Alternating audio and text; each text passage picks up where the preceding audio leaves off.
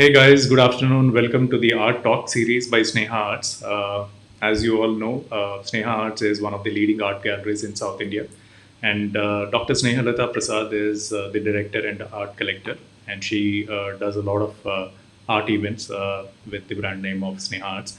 And today we have eminent artist Mr. Subodh who is joining us today. And about Mr. Subodh, he is from Goa and he's a painter, sculptor, and installation artist. Today is the first time I came to know about what installation art is. After seeing a couple of collections and googling and researching about it, I got to know a few details about it. He's also a person who's quit his doctorate and or a doctor profession and came into art. And he currently runs a private art gallery museum in Goa, and he's pretty well known for his artwork and installations. So he's done a lot of exhibitions and installations not only in India but across different countries, and pretty known for his work. There are a couple of series of artwork which he's done, which we will play in a couple of minutes. So thanks a lot, Subodhji, for joining us. Maybe you can, talk about how this particular journey from being a doctor and how did you choose to become an artist, and especially your installations are just superb. I got a chance to collect these memories for displaying to our friends here. So maybe you can talk about how this journey started. Well, let me first start with the comment which you just made that you had no idea what installation art is about. Now, this is a very interesting and important thing because in a country of 1.3 billion people, I don't think more than 1 lakh people in the whole country connect with contemporary art. Because most people have no idea what contemporary art is about, and only about a lakh of people in the whole country. And that is none of their fault. It's not your fault that you didn't know about installation art. You never get an opportunity to look at installation art. And if I tell you about 10 names of important artists in India, I think very, very small percentage of people must have heard of them. For example, Subodh Gupta, Sudarshan Shetty, Riaz Komu, Krishnamachari Bose, Vishwanathan, Francis Newton Souza, Vasudev Gaitonde, Pushpamala, Anita Dubey, Shilpa Gupta. These names are names of some of the most important artists, but general population, most of them have no idea who they are. And that's because they have never had an opportunity to look at the contemporary works of art. And just to make one more point about the names which I just mentioned, I must tell you that two of these artists, Francis Newton Souza and Vasudev Gaitonde, are originally from Goa. They are of Goan origin. And Vasudev Gaitonde has a record of selling a work of art for the highest price in the Indian art market, and that's 29 crores, a painting which is just about this size. And Francis Newton Souza about 27, 28 crores. So even financially, it's a huge thing, but most people have no idea. So that is the reason actually I started the Museum of Goa, of which I will speak later. But now, the first thing to begin with is my own journey from a medical doctor to an artist. See, I was a very good student.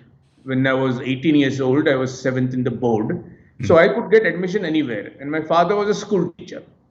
And we came from a rather poor family. And I liked almost everything. And there is hardly anything which I didn't want to become. And since I was in the top 10 in the board, I could get admission anywhere. So it was my choice. But then, except for becoming a priest, a soldier, a mafia don, I could sort of become anybody else. I didn't want to become this. And I couldn't become a musician because I couldn't sing well. So these four professions were out for me. Three, because I never wanted to be a soldier, priest, and a mafia don. And perhaps I didn't want to be a shopkeeper, sitting in a shop and selling things. But everything else I loved. I wanted to be a doctor. I wanted to be an engineer, an architect, a writer, a scientist, even the chief minister. That was also on my cards. So then I became a doctor, and I started practicing. I started a hospital in Kalangut, which is supposed to be the queen of the beaches in Goa. And the first hospital in Kalangut was started by me way back in 1982. I ran it for about 7, 8 years. And well, I enjoyed it. There was hardly anything I didn't enjoy, but I enjoyed it. But I suddenly realized that this was too much of a routine. So the idea of spending my sort of life just treating cough, cold, typhoid, and malaria was not very challenging for me. And on the top of it, suddenly there was a big boom in the tourism. The chartered flights, which you had mentioned earlier, started coming in. And then we had a lot of British tourists. And the only disease they were suffering from was loose motions. And so almost 60-70% of my patients were British. And again, I didn't want to spend my lifetime treating British loose motions. So I thought India has taken enough shit from the British. I didn't want to take any more. So I gave up my medicine and I started doing art. And I can tell you, for the last 30 years, I only do art. I make my living only from art. And I'm a very, very happy person. You can see that. And I basically believe that if you do something which you love to do, there is a possibility that you'll be happy. And if you do something which you don't like to do, you'll be definitely unhappy. So the advice for the young people especially is to please do what you love to do. And this is not the advice I give to other people's children. I also do that to my children. And my son is also becoming an artist. Wow. Well, okay. So then for the last 30 years, I've been doing art. So now you can put the next question. Yeah. So being an artist is a different role. You know, you're doing things for yourself, and it's like at your own wish, at your own timings. जब mood आए तब art बना. But maintaining a gallery is basically you're also taking up the responsibility of showcasing others' art in your gallery, and getting the best value for their art. So how did you transform yourself to this particular role?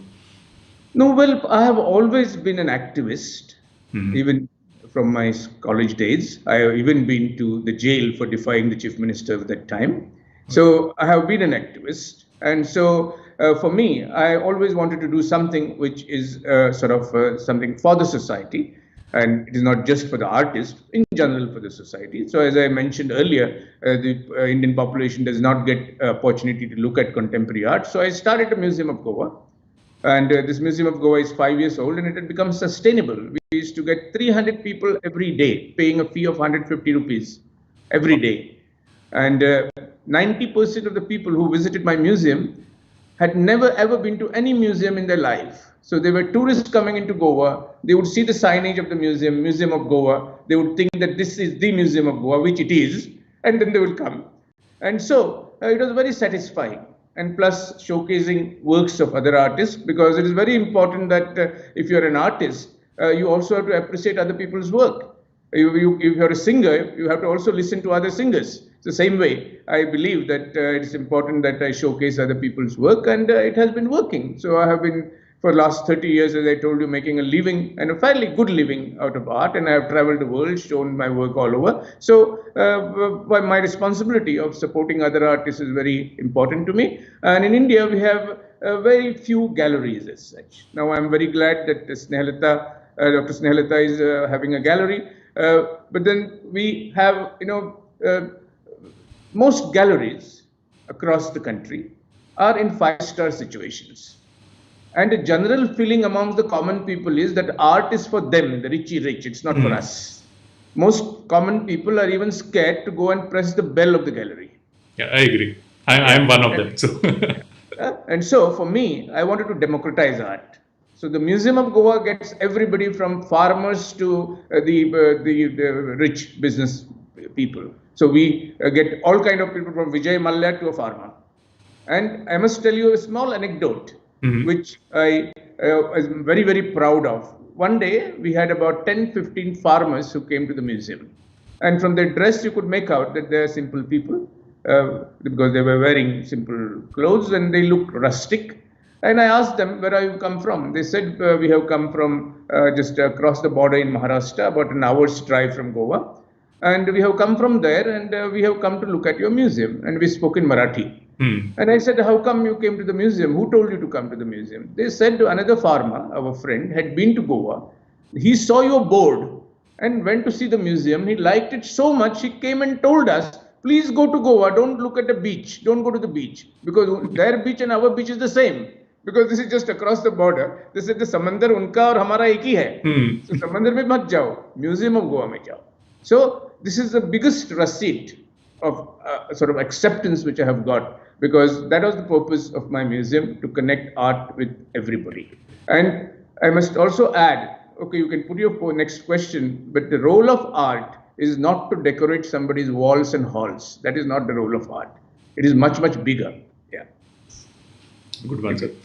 So you're doing amazing installations. So when did you decide that I should also, I mean, apart from the contemporary art, or maybe it is part of the contemporary art? So when did you start doing installations and your best work? Yeah, well, initially, like all artists, my father was an artist, and he used to paint realistic work. And he taught me the basic drawing, making a landscape and making a portrait. That's what I learned as a little boy from my father. And then my father did not like or did not connect with contemporary art, in the sense with the modern stuff. He could not understand it, so he claimed, and he would say it's all nonsense. Then don't go there. So he used to like only the realistic work, and most people in general, for them, art is essentially a landscape, a Hmm. portrait, maybe a picture of Buddha, a picture of a flower pot, or a picture of a lady wearing a wet sari and carrying a pot. This is a general idea in most people's heads what is art about. But art is much more beyond that. Art can be created with anything. And initially, when I had an opportunity to go to Europe, when I was still doing my watercolors, landscapes, and portraits, and then I started visiting contemporary art spaces in Europe. I went to the Tate Modern, I went to in Germany to Pinakothek Moderna, so all the modern contemporary art museums. And I must tell you, I did not understand, I understood very little. So I could not connect with these works. So I had two choices, either to sort of accept my father's verdict that modern art is nonsense, or check it out for myself. So I decided I will check it out for myself. And then I realized that it was a wonderful thing, and a great Pandora's box was open to me. And what I am doing today is something which my father could not understand or did not like, but he is not alive now. But if he was alive today, he would have loved it, because I make it so simple that everybody connects with it. So installations I started on the beach with sand and light, and that was most accidental. Would you like to show some of the image before I speak? Yeah. Because then So people connect with it. yeah. So friends, since we're talking about installations, so let's go through a collection of art and installations done by Subodh sir. So it's a 1 minute video. So enjoy this.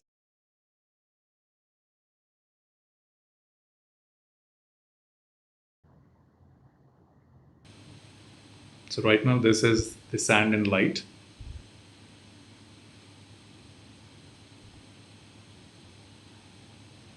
These are installations called shells.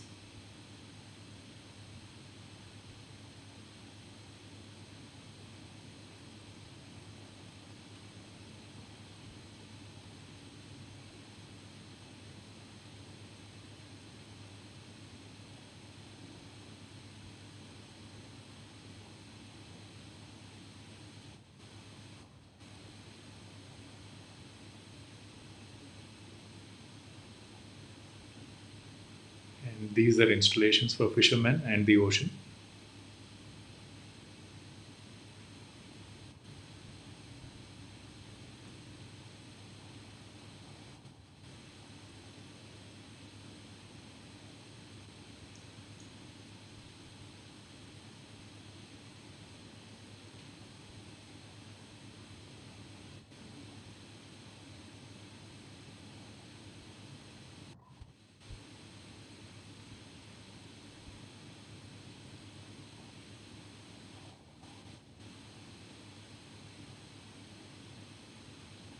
These are installations on unfolding of a dream.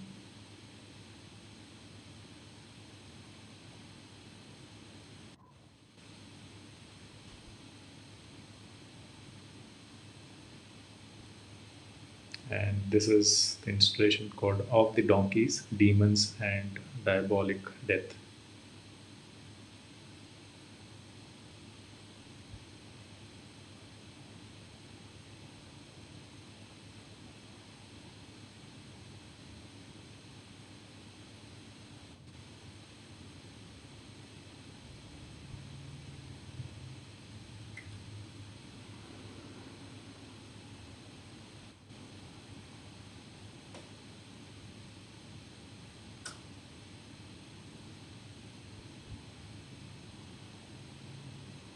Okay, these are works on oyster books.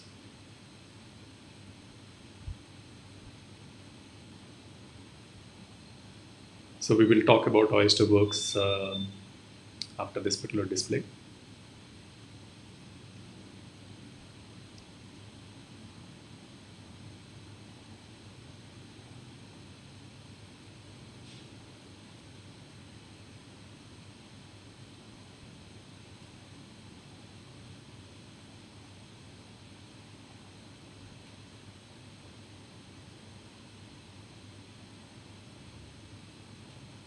And this is the installation called Chilies.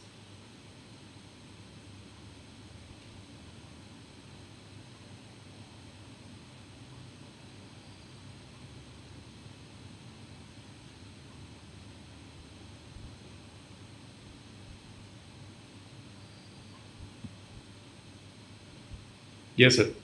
We're back. Say that this is too short a time that they had an opportunity to look at my works, because my works are definitely better looking than myself. And I think I would request the audience to check my website, subodhkerkar.com. And I have a regular Instagram account, which is again Subodh Kerkar, where I keep posting very interesting things. Even you can see me drawing live on my Instagram, and I have a YouTube channel which is also called Subodh Kerkar. So the audience is requested to check that out, because with just such a short 1 minute video, they would hardly be able to see much work. But let me start with the first work which they saw with sand and light.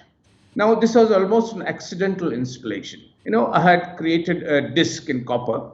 And when any artist is a beginner, you usually do works for the hotel lobbies, decorate them. Mm-hmm. That's the kind of work you get. And I had also got some work in one of the 5-star hotels to do the lobby. And so it was a big copper disc. And I don't know what came over me. I just put that disc in my jeep and headed to the beach. And the disc had electrical bulbs underneath it. And I dug a crater in the sand with the help of a laborer, with the help of a mason, and put the disc on the top of it, top of the crater. You must have seen that work. And then I ran the electrical cables under the sand and took the electrical connection from a shack. And when I put the lights on at about 6:30 in the evening, I couldn't believe my own eyes.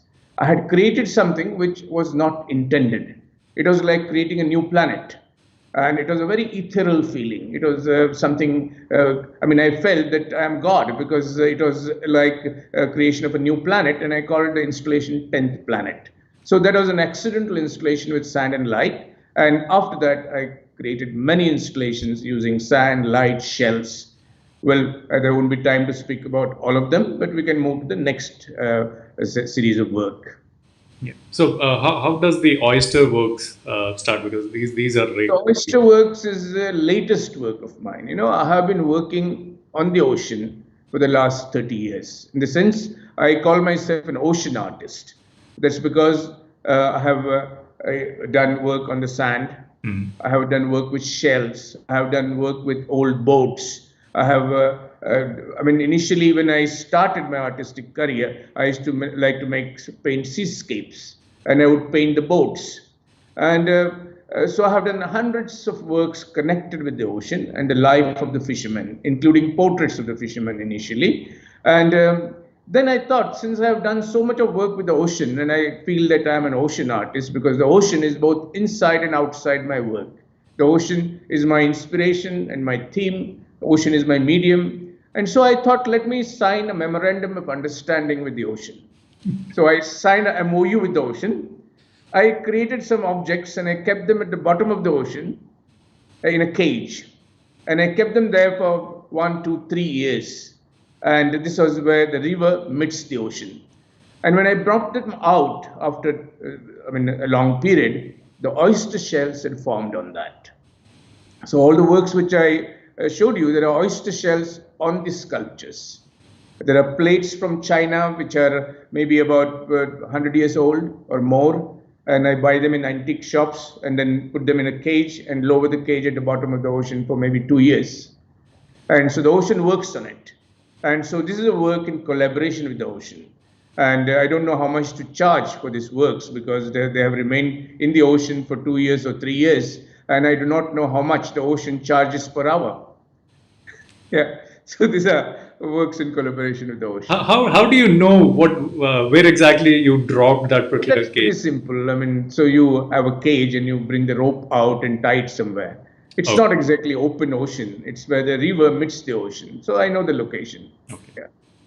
Yeah. That's superb. I mean, Yeah. but you cannot really have anything on the plate. But I'm sure these are very valuable because you these are already antique, and you got them recreated, reinvented them with ocean involved in it. Yes. Yeah. Superb idea. So where do you get these creative ideas from?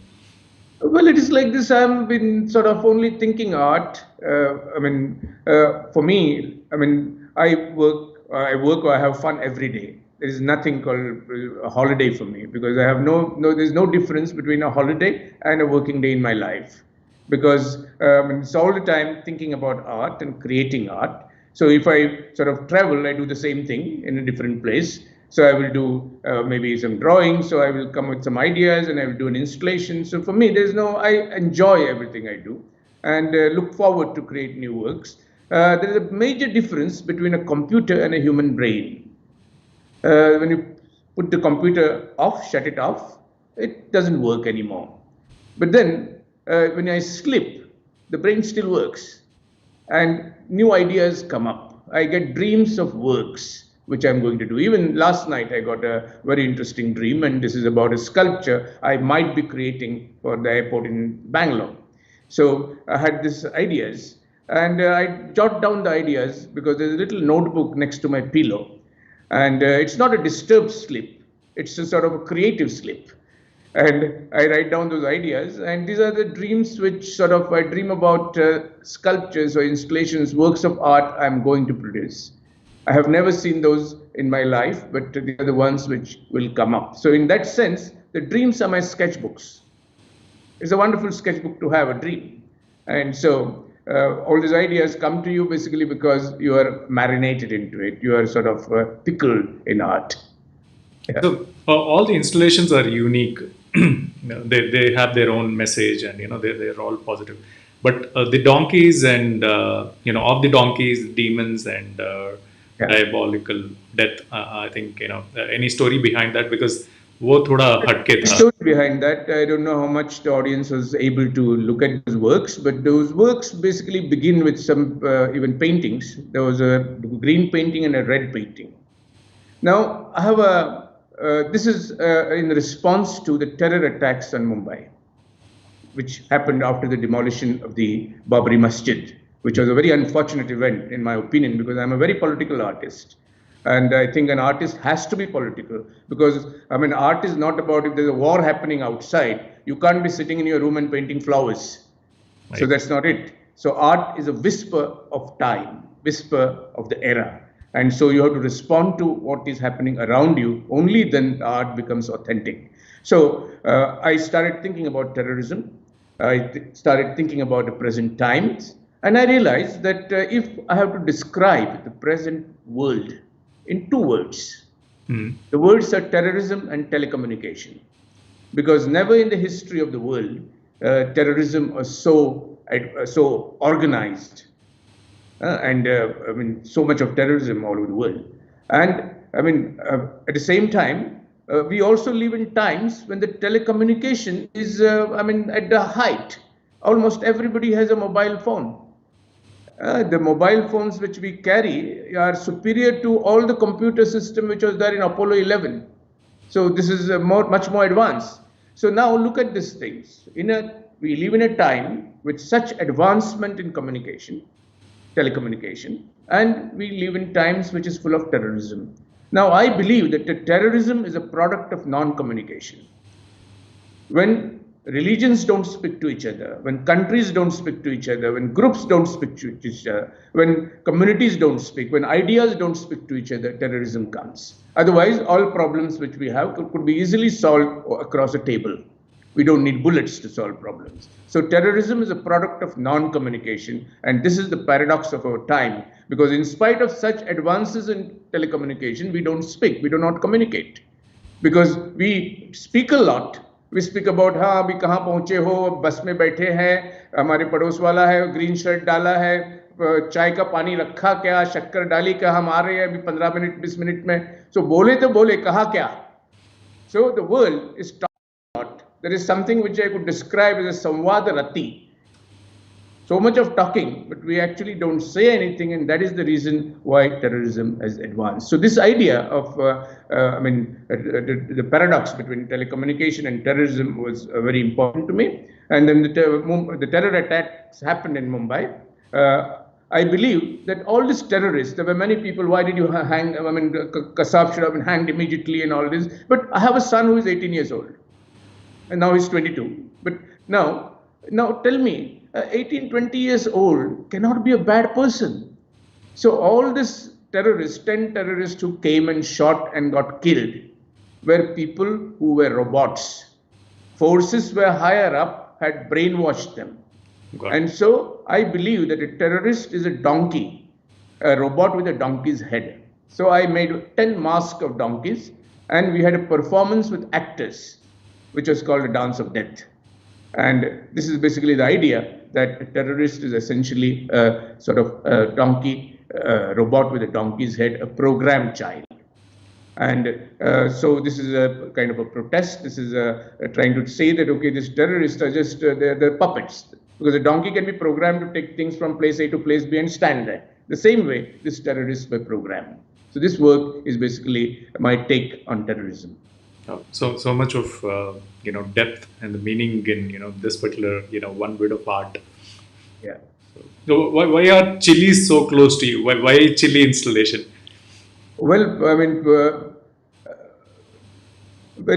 one of the reasons why we have a lot of problems in the world is also where people don't read and they're not aware of the history. We live in times where there are certain politicians talk about India's pure culture.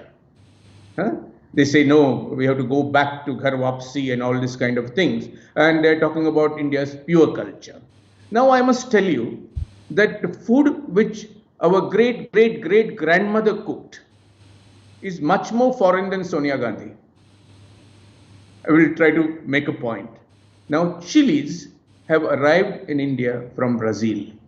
And Goa was a gateway. Chilies arrived somewhere in 1530s. Before that, India did not have chilies. We only ate pepper. And what is pepper called? Kali Mirch. The chilies arrived from Brazil via the Portuguese, and Goa was the gateway. People tasted them and they found it very similar to Kali Mirch. So what did they call them? They called them Lal Mirch and Hari Mirch. So chilies are an imported thing, and there is no other object perhaps which has come from one country to the other, one continent to the other continent, and that has become such a part of that continent. Like, can you imagine our food without chilies? No. We cannot. So if you're talking about sort of Ghar Wapasi and all this nonsense, first you have to give up chilies, and then you talk. Because chilies are not from here. So this is why my sculpture of chilies has even a political message. That our food, and it's not just chilies, we have hundreds of food items which have come here from all over and have become part of us. Our culture, India's culture, is good, rich, because it's plural. Let me tell you, there were two important events in the history of India which sort of changed the food of India. One was the entry of Vasco da Gama. This was on 20th of May 1498, and the other one in 1526 of Babur. Babur comes with pulao from Samarkand. And the pulao gets married with Indian spices and biryani is born. So what we call the Indian cuisine is essentially a mixture of Mughal cuisine and Indian cuisine, which was there earlier, and the Portuguese, they brought the ingredients. So this is all a mixture, and this has happened now in the 16th century. Yeah. So all my works have many layers of meaning, and art is basically about communicating things. Art is not a decoration. And this people need to understand, and that can only happen when there is more education. So true. But I really admire your knowledge, the history you got into every art. Yeah. Basically, that's important, because when many people feel that art is about a skill, if you can draw Amitabh Bachchan like Amitabh Bachchan, you are an artist. No, you are not an artist. You are just copying the face of Amitabh Bachchan. So art is not an activity of skill. Skill is needed. It is like if you know grammar well, that doesn't make you a writer. You will still be just knowing grammar. So drawing is like a grammar. Art is the activity of intellect. Art is an activity of thinking. When a thought comes on canvas, it becomes a painting. A thought becomes a sculpture. A thought becomes an installation. And in music, a thought becomes sound. And in literature, thoughts become words. So art is essentially, all arts are thoughts in action, thoughts converted into different mediums. I love this comparison, what you said. Just because you know grammar doesn't make you a good writer. Yeah, no, yeah. So, well, I think we almost finished 40 minutes. Yeah. Yeah, 30 minutes. So we still have a lot of time. So you can ask whatever you want to. Yeah, how do you manage installations? So sorry, I'm so stuck with installations because I'm so impressed, and this is new, so I'm excited. So how do you manage installations when you go abroad? Yahan pe, you have people, you have masons who help you out. There are artists who come and do some of these installations. Bahar, how do you manage? No, well, let me tell you an anecdote. I think, did you show the pictures with shells? Yes. Oyster shells? Yes. Now, when I gave up my medical practice and started painting watercolors on the roadside, my patients thought, "Kya अच्छा इतना practice था, क्या कर रहा है? Doctor साहब क्या कर रहे हैं?" Then, after some years, they saw me planting shells on the beach. Now, when you see a doctor, ex-doctor, planting shells on the beach, the only thing they thought that abhi pura kaam ka gaya hai, is a mad fellow, should be admitted in the hospital, mental hospital. Because idea that an adult is sort of spending his time planting shells on the beach is nobody can sort of feel that he can make a living out of doing that. So I started planting shells. And initially I did it because it looks very interesting, and slowly I started thinking, and many kind of layers of meanings were added to it. And when I plant shells, what do I create? I create the impression of the ocean. The oyster shells which I plant, the mussel shells which I plant, in Goa, they're green on one side and they're silvery white on the inside. Right. And I plant them in such compositions that it mimics the ocean. So I create ocean using mussel shells. Now, my Museum of Goa, in Goa, is a museum which I claim is a museum of history. History narrated using a contemporary idiom. And actually, I have been talking to your government in Hyderabad, perhaps in future, to create a museum of history of Hyderabad. Yeah. So hopefully it happens. Well, it was just some people came to Goa, looked at a museum and said, why can't we do it in Hyderabad? So maybe it will happen, I don't know. But anyway, so I study history, and history becomes a footnote to all my works. And so the mussel shells, for example, when I plant mussel shells to create ocean, how is this installation connected with history? You're planting shells, where is history? Now the history is, this installation celebrates the ocean. And ocean has a huge role to play in writing histories. Because if we consider the sculpture, if you consider Goa's culture as a sculpture, who is the sculptor? The sculptor is the ocean. The ocean has brought so many things and taken so many things.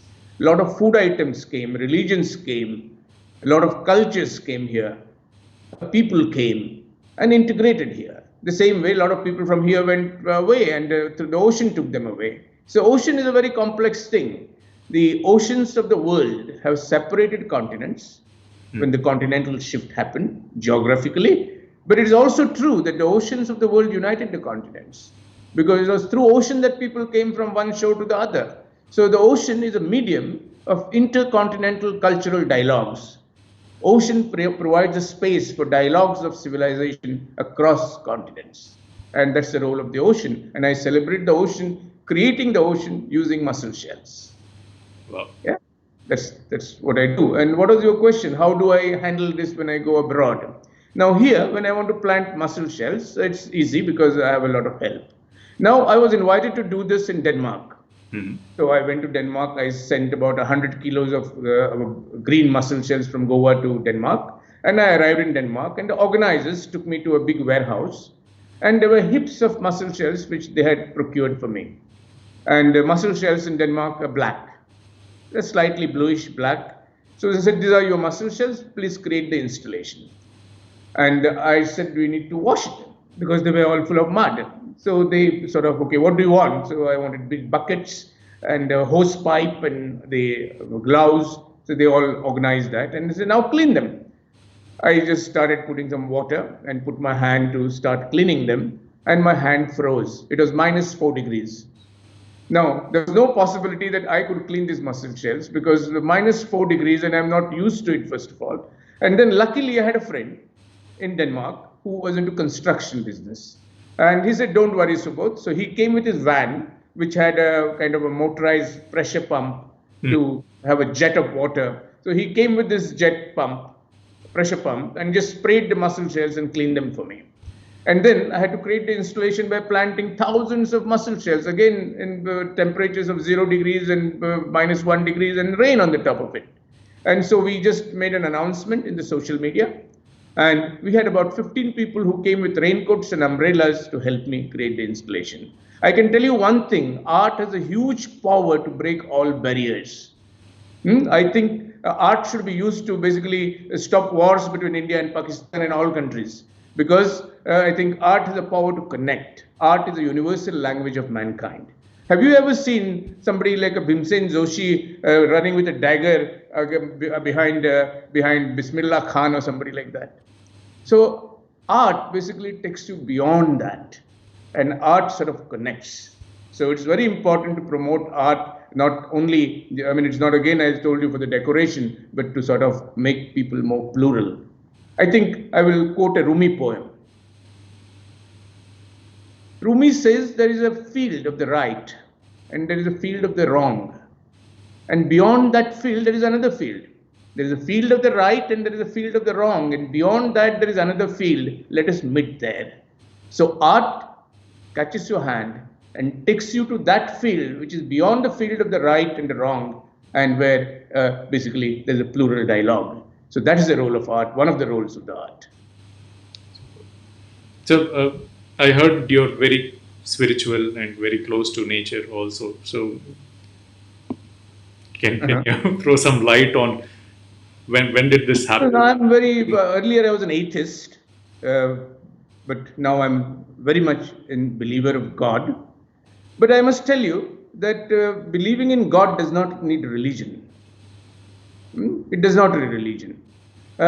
Today, I have not shown that work, but I have created a work called Spiritual, in which spiritual, SPI, is in plain white, and the ritual is studded with gold.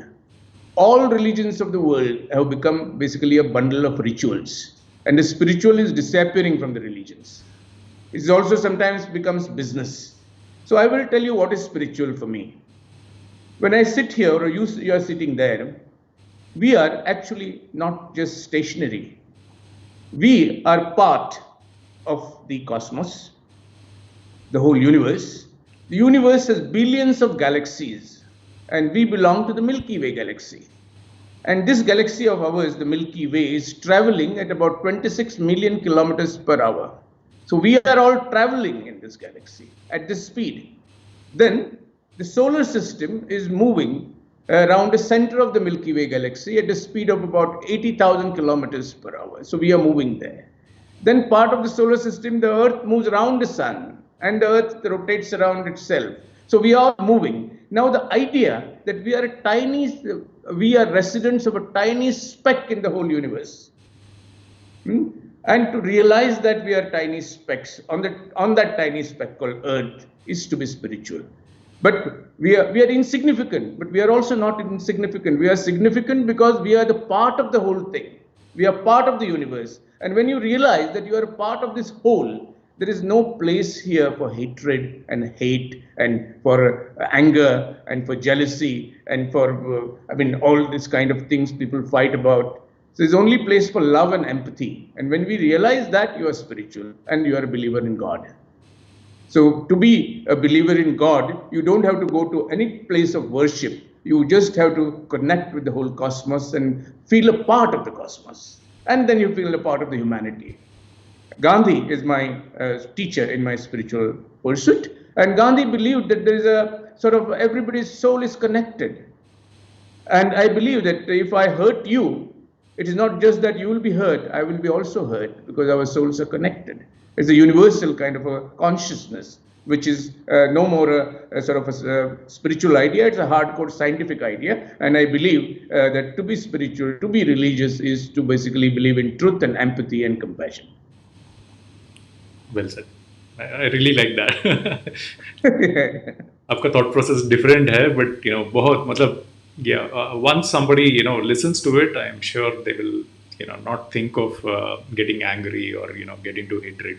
They'll at least think twice before getting into it, and they'll remember what you said. Yes. No, I never get angry and I never hate nobody. That's the only thing I've learned from Gandhi. I mean, it is very difficult to practice Gandhi because he's a very complex character. So he had an epic life, but one thing I definitely sort of learned from him and I'm practicing is not to hate nobody. So the last question, what are your point of views for contemporary art in India? On contemporary art in India. So contemporary art in India, as I said, is only appreciated by about 1 lakh people in a country of 1.3 billion. So it is very important that more and more museums, like the museum which I have set up, are set up everywhere. And this is not a sort of a problem of not having money. If one artist could set up a museum, I mean, the government or there are many people, but I think art education is very important. And that's what I have sort of devoted myself for today. I mean, I agreed on this program to talk to you free of charge, basically, because I want to get this idea across. That art, this is what is art about, and this is needs to be propagated. And art education is of very, very important. And I have a YouTube channel through which I do that. Right now, I'm doing it only in English, but I have plans that, okay, I will sort of have all these talks of mine which are connected with art and ideas translated in most languages of the country. So that you cannot bring about a change in anything in this country in English language. It has to be in local languages. True. I completely agree. So if somebody has to connect with you with respect to your gallery, so there is an artist who wants to place their art and all that. So what is the process? What are the prerequisites? We welcome artists, but we have a curatorial team. So anything which comes in the gallery, in the Museum of Goa, it sort of goes through a curatorial kind of a test. And but at the same time, I know that there's so many very, very good artists all over the country, including I know quite a few in Hyderabad. And Hyderabad has a wonderful college. Lakshma Gaud was teaching there. And most of my artist friends who are very, very good artists here are products of Hyderabad. Most of them students of Lakshma Gaud. And so Hyderabad has an art school, but again, in spite of having one of the best art schools, common people are not connected with contemporary art. So there are more activities needed to connect, and there are more activities, more talks needed in local languages. We should be talking in Telugu. We should be sort of discussing in Telugu. I don't know the language, but that's what I mean, that in the local language, these ideas which I spoke to you about, this also needs to be communicated to people who don't know English. Because only about 10%, even less than 10% of Indians know English. So, any message for the budding? I'm done with the questions, but any message before we end the show? So the message is very simple. The message is sort of art is not an activity, as I said, of sort of you want to sort of, earn this much money, you become doctor, you want to become this much money, you become a dentist. It's not like that. Art is a passion. And if you want to become a good artist, there's only one way. You have to be sincere to yourself. And that is true with everything else. Because to be happy is the purpose of life. And there's no other purpose of life. And Gandhi puts it again very beautifully. He says you can be happy only if what you think, what you speak, and what you do are in harmony, in perfect symbiosis, in perfect harmony. So what you think, what you say, and what you do. And if there is no harmony in this, you can never be happy. You might be able to fool everybody, but at the end of the day, when you put your head on your pillow, you know what kind of a person you are and what you have done. So to be sort of having a perfect sort of symbiosis of your thought, your words, and your action is the sort of purpose of life which will make you happy.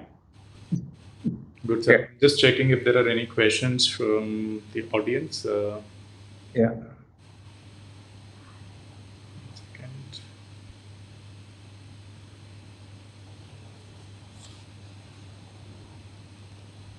Okay, I think there are no further questions from the audience, but thanks a lot for taking time out and joining this particular show. Wonderful experience. I learned a lot about not only about the installations but also the story behind each installation, the history behind each installation, and your thought process Thank you. behind it. Initially, I thought they're just chilies, but now I can, every time I see chilies, I'm sure I will relate with you and how the journeys of chili started in India. So awesome connection. I thank Sneha ji for giving this opportunity for me to connect with artists like you, where I'm also doing some homework and getting connected to not only you as a person but your thought process and how this journey started, what you think of each and every aspects of life. So thanks a lot, audience, for connecting. So we will share the social media angle and the website of Sir, and there are a lot of artworks. I've gone through his profile pictures. I've gone through his works, and the what we shared is just a small summary of it. But do go through all his works. He's put it across there. And yes, sir, अगर definitely Goa आएंगे तो definitely I want to see meet you and visit your museum because Yes. Okay. so thanks a lot, and have a great day. Thank you, friends, for watching this talk show by Sneha Arts, and do keep us keep connecting with us frequently. Thanks a lot, sir. Thank you. Bye. Okay. Namaskar. Thank you.